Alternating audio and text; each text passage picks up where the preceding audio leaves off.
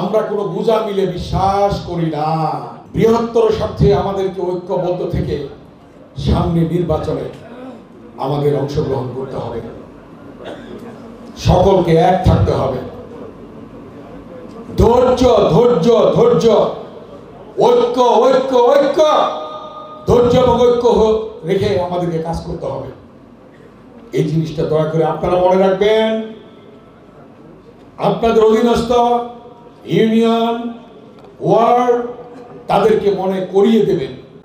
প্রতিটি থানা পৌরসভা কমিটি করতে হবে, প্রতিটি জেলা এবং এই মহানগর কমিটি করতে হবে।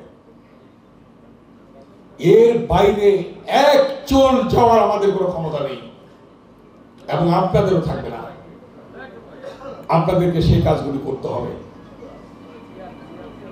সকলকে নিয়ে করতে হবে, কাউকে বাদ দিয়ে নয়। এক অংশ বাদ দিলাম, আরেক অংশ নিয়ে করে ফেললাম, সেটা হবে না।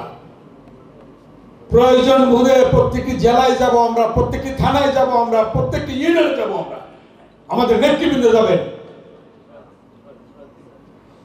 এই অনিন্দ ইসলাম, জয়ন্ত কুমারের নেতৃত্বে আমাদের কেন্দ্রীয় নেতৃবৃন্দ যারা আছেন প্রত্যেকে থাকবেন সেখানে, প্রত্যেকে যাবেন।